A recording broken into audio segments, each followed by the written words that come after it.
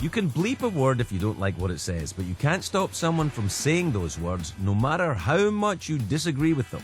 In America, everybody's ideas get to be heard, even the ones that suck. Someone has to fight for the ideas that suck. I wrote one book called Defending Pornography. I wrote another book, Defending Freedom of Speech for Hate Speech. I've stood up for freedom of speech for alleged accused terrorists and extremists.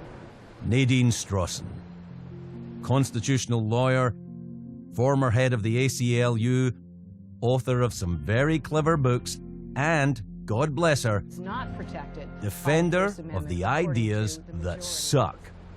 People say to me, why are you always defending controversial speech? Right. And my answer is because that's the speech that is censored.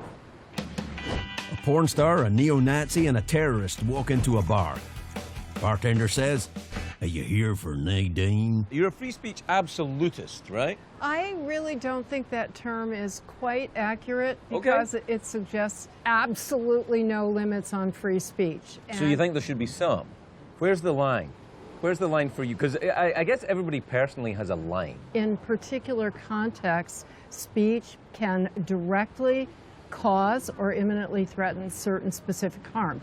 So what you're saying is free speech is oft-times insulting, incendiary, uncomfortable, Yeah. Yes. awful, some of it. Yes. The ACLU infamously defended freedom of speech for neo-Nazis to demonstrate in Skokie, Illinois.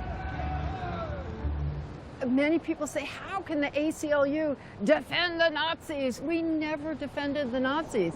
We defended the freedom to express ideas that are despised and feared by the majority. Well, you know, I do not agree with what you say, but I will defend to the death your right to say it. Which Voltaire famously said. First of all, though, that wasn't his name. His name wasn't Voltaire. His name was like Jean-Michel or something. And secondly, he's French. I don't think he was defending anybody to the death for anything. And thirdly, he did not actually say it. That's the trifecta of garbage. It was a biographer of Voltaire's named Evelyn Beatrice Hall who coined that phrase to summarize his ideas. Another credit being taken by a man. The fucking patriarchy, Nadine.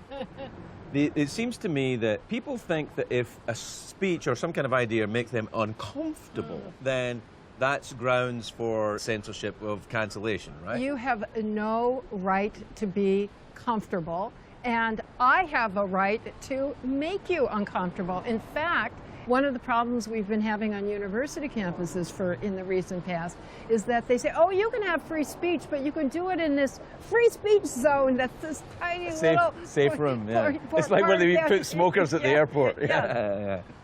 So we have to hang on to the horrible discomfort of free speech in order to keep it. The only way that you can learn is by being exposed to ideas that are jarring. The First Amendment goes back to 1791, but it was just like dead words on a piece of paper that meant nothing until the second half of the 20th century. We did not have any meaningful free speech for most of our history. That's why every advocate of every kind of reform, from abolitionists to suffragists to you name it, they were all censored. Why did Martin Luther King write his famous letter from a Birmingham jail in the 1960s? His crime? Peacefully protesting government injustice that was unconstitutional. None of the Constitution is self-executing. It takes people to go to the court to get a ruling enforcing it. And so that means people have to know what their rights are. They have to stand up for their rights. They have to complain when their rights are violated. We, the people, the opening words of the Constitution, wield sovereign power. We cannot do that unless we have the most robust freedom of speech to engage in the most robust debate and criticism and dissent, to hold accountable those we elect to represent us. So we vote for you, we give you the job, and then if you fall out of line, you're fucking out and the next guy's in. Or gal. Oh, well, I meant it in the non-gender sense. It's the patriarchy. I feel like I'm Voltaire all over again.